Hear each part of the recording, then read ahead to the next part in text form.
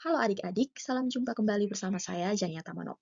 Pada kesempatan kali ini, saya akan menjelaskan salah satu materi pada konten geometri tingkatan kelas 8 SMP, yaitu Teorema Pitagoras. Selamat menyaksikan ya.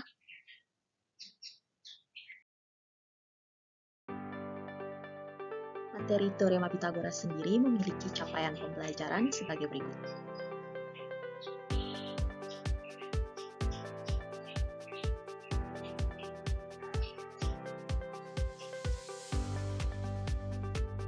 Tujuan pembelajaran dari materi ini sendiri terdiri atas dua tujuan pembelajaran, yaitu sebagai berikut.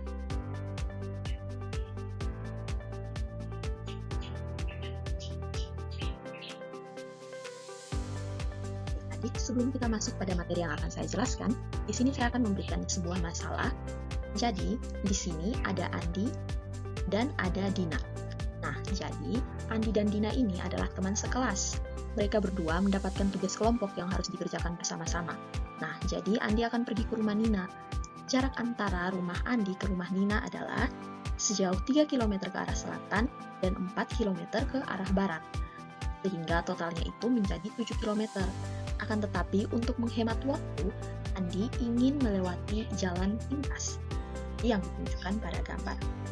Nah, kira-kira berapa sih jarak rumah Andi dan jarak ke rumah Dina jika Andi melewati jalan pintas tersebut? Kira-kira bagaimana kita dapat menyelesaikan masalah ini?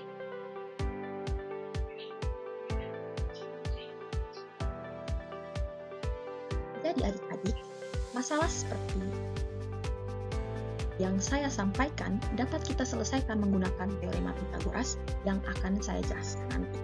Tapi, apa sih teorema Pitagoras itu dan bagaimana teorema ini dapat membantu kita untuk memecahkan masalah yang telah saya jelaskan sebelumnya? Kita masuk pada apa itu teorema Pitagoras, kita harus tahu terlebih dahulu siapa yang menemukan konsep dari teorema Pitagoras ini. Jadi, tokoh yang ditunjuk oleh anak panah tersebut merupakan salah satu tokoh yang sangat terkenal, yaitu Bapak Pitagoras, yang juga dikenal sebagai Bapak Bilangan. Nah, adik-adik, tapi di hukum Newton, penemunya itu adalah Sir Isaac Newton, dan hukum Archimedes, penemunya adalah Archimedes. Maka pasti banyak dari kita yang mengira bahwa Bapak Pitagoras adalah penemu dari teorema Pitagoras. Kan tetapi faktanya adik-adik, Bapak Pitagoras bukanlah penemu pertama dari teorema ini. Nah, sebenarnya teorema Pitagoras itu sudah digunakan sejak lama sekali, yaitu sekitar abad 1900 sampai 1600 sebelum Masehi, oleh bangsa Mesir kuno, Babilonia, dan Cina kuno. Nah, mereka sudah memiliki pemahaman mengenai relasi atau hubungan antara sisi-sisi segitiga siku-siku jauh sebelum Bapak Pitagoras lahir. Bukti penemuan dari teorema Pitagoras sendiri dapat kita lihat pada salah satu bukti sejarah bangsa Babilonia, yaitu tablet Babilonia, seperti yang ditampilkan pada layar. Nah, bentuk tablet Babilonia ini lebih sederhananya seperti berikut, dan jika adik-adik perhatikan dalam tablet Babilonia tersebut, kita dapat menemukan bahwa terdapat 3 kombinasi angka yang ternyata memenuhi syarat dari teorema Pitagoras itu sendiri. Dan diperkirakan bahwa ilmu pengetahuan tersebutlah yang akhirnya mendasari bangsa peradaban kuno, yaitu bangsa Mesir, untuk membangun salah satu bangunan yang sangat terkenal dan termaksud dalam 7 keajaiban dunia, yaitu piramida di Mesir.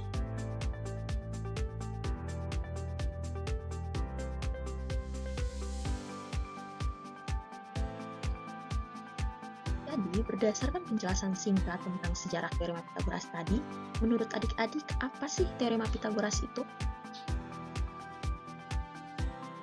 Jadi, adik-adik, teorema Pitagoras adalah teorema yang menjelaskan hubungan panjang sisi pada segitiga siku-siku. Oleh karena itu, teorema ini hanya berlaku pada segitiga siku-siku saja. Jika teorema ini hanya berlaku pada segitiga siku-siku, apakah adik-adik sudah paham apa itu segitiga siku-siku? Sebenarnya segitiga siku-siku itu gimana sih?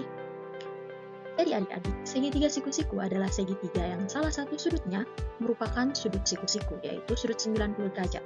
Lebih sederhananya akan kakak tampilkan, sini ada sebuah segitiga siku-siku dengan ciri khasnya yaitu memiliki sudut 90 derajat.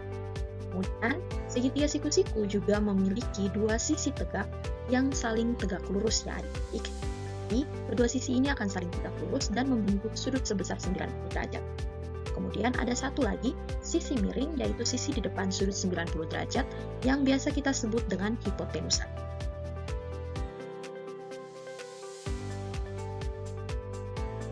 Teorema Pythagoras menyatakan bahwa kuadrat panjang hipotenusa pada suatu segitiga siku-siku adalah sama dengan jumlah kuadrat panjang sisi-sisi lainnya.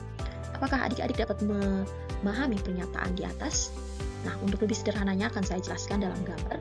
Jadi, kita misalkan ada garis yang pertama kita misalkan dengan garis A, kemudian garis kedua kita misalkan dengan garis B, dan garis A dan B ini saling tegak lurus, membentuk sudut sebesar 90 derajat.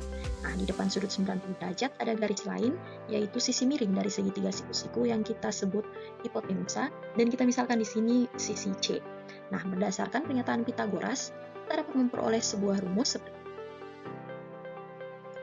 rumus tersebut adalah C kuadrat sama dengan A kuadrat tambah B kuadrat. Adik-adik memperhatikan dengan jelas pernyataan Pythagoras dan gambar segitiga yang telah saya gambarkan dengan rumus, maka adik-adik bisa menemukan adanya kesamaan, yaitu dari situ dapat disimpulkan bahwa panjang hipotenusa atau sisi miring yaitu C dikuadratkan adalah sama dengan jumlah kuadrat panjang sisi-sisi lainnya yaitu sisi A dan B. Sisi A dan B, sisi A dikuadratkan ditambah sisi B dikuadratkan sama dengan sisi miring dikuadratkan. Kemudian rumus ini bisa kita lebih sederhanakan dengan cara mengakar kuadratkan kedua ruas. Maka akan kita peroleh rumus yang lebih sederhana, yaitu C atau panjang hipotenusa itu sama dengan akar kuadrat dari A kuadrat tambah B kuadrat.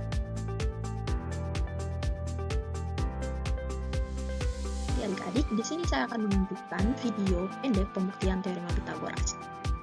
Adik-adik di sini bisa dilihat bahwa di sini ada satu segitiga siku-siku dengan panjang sisi tegaknya A dan C, kemudian panjang sisi miringnya adalah D. Kemudian di luar dari segitiga siku-siku itu ada 3 persegi. Yang pertama dengan luas daerah berwarna ungu dan juga panjang sisinya itu sepanjang sisi A, yaitu salah satu sisi tegak dari segitiga siku-siku. Kemudian persegi yang kedua itu dengan luas daerahnya berwarna kuning, merah, hijau, dan biru, dan panjang sisinya ternyata adalah panjang sisi salah satu sisi tegak segitiga siku-siku juga, yaitu sisi C. Kemudian persegi yang satunya itu yaitu panjang sisinya merupakan panjang sisi miring dari segitiga siku-siku. Jadi pada pembuktian teorema Pythagoras akan kita buktikan bahwa kedua persegi ini jika dijumlahkan, digabungkan, maka luas daerahnya akan sama dengan luas daerah persegi ini, yaitu persegi dengan panjang sisi miring dari segitiga siku-siku. Simak baik-baik ya.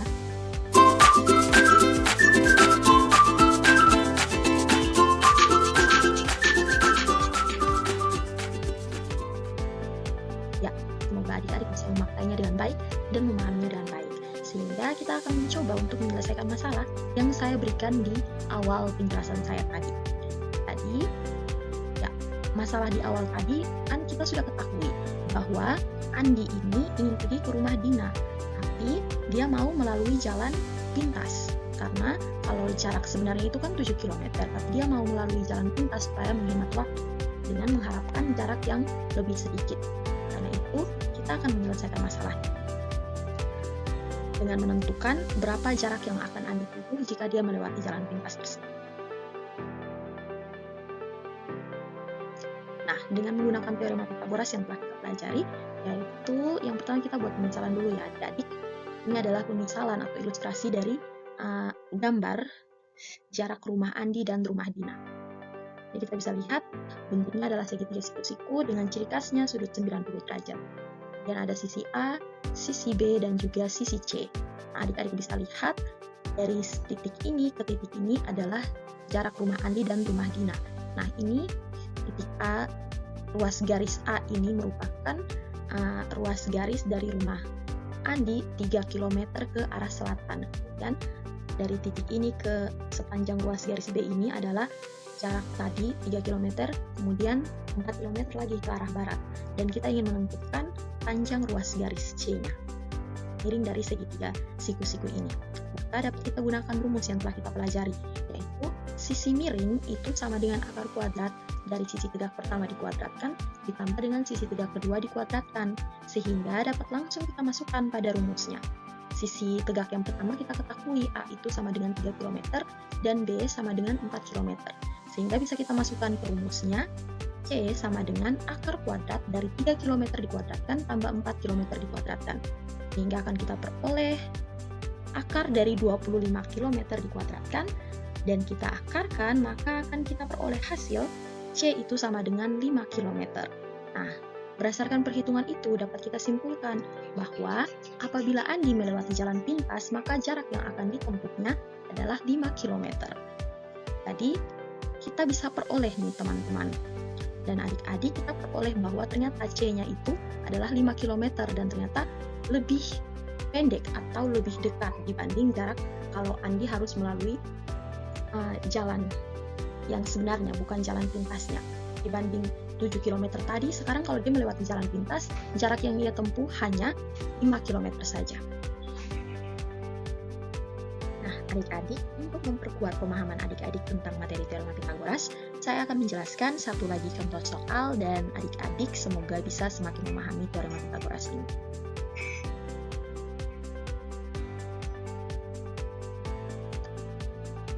Jadi adik-adik, pada contoh soal yang akan saya jelaskan, diketahui pada soal ada sebuah segitiga siku-siku KLM dengan panjang sisi KL-nya 2,5 meter dan sisi KM-nya 6,5 meter. Maka kita diminta untuk menentukan keliling dari segitiga KLM. Nah, adik-adik, untuk menentukan keliling dari segitiga KLM, kita membutuhkan panjang dari ketiga sisi segitiga tersebut. Akan tetapi, menurut informasi pada soal, masih ada satu sisi yang belum diketahui. Kira-kira sisi apa ya, adik-adik? Jadi, pertama-tama kita akan lihat ilustrasinya terlebih dahulu. Di sini ada segitiga siku-siku KLM. Kemudian kita masukkan yang diketahui panjang ruas garis KL 2,5 meter, panjang ruas garis KM 6,5 meter. Nah, ILM belum kita ketahui nih adik-adik. Jadi kira-kira bagaimana ya kita dapat menentukan panjang ruas garis LM ini? Jadi dengan menggunakan teorema Pythagoras yang telah kita pelajari, kita dapat menemukan panjang ruas garis LM. Seperti akan ditampilkan. Ya, jadi pada teorema Pythagoras itu sudah kita ketahui bahwa panjang dari sisi miring jika dikuadratkan itu akan sama dengan sisi tegak segitiga siku-siku yang ada dua tersebut masing-masing dikuadratkan kemudian dijumlahkan. Sehingga bisa kita masukkan panjang ruas KL kuadrat tambah LM kuadrat sama dengan panjang ruas garis KM kuadrat. Dan kita masukkan angka yang sudah kita ketahui nih adik-adik. Jadi akan kita peroleh bentuk lain dari rumus teorema Pythagoras, yaitu LM kuadrat sama dengan KM kuadrat kurang KL kuadrat. Nah, itu merupakan bentuk kita hanya perlu memodifikasi persamaan dari teorema Pythagoras itu, sehingga akan diperoleh panjang ruas garis salah satu sisi tegak segitiga siku-siku itu adalah sama dengan panjang ruas garis sisi miring dikurangi dengan panjang ruas garis sisi tegak lainnya dikuadratkan. Sehingga akan kita masukkan angkanya dan kita peroleh panjang ruas garis LM itu plus minus 6. Akan tetapi adik-adik, karena LM itu merupakan panjang ruas garis sehingga tidak mungkin negatif ya adik-adik. Ibaratnya seperti sepotong kayu, panjangnya tidak mungkin negatif. Kalau negatif berarti kayu itu tidak ada dong. Jadi telah kita peroleh bahwa panjang ruas garis LM itu adalah positif 6 ya. Dan dapat kita tentukan keliling segitiga KLM-nya dengan menjumlahkan panjang sisi dari ketiga sisi segitiga siku-siku tersebut. Yaitu 2,5 tambah 6 tambah 6,5 sama dengan 15 meter. Jadi keliling dari segitiga KLM adalah 15 meter.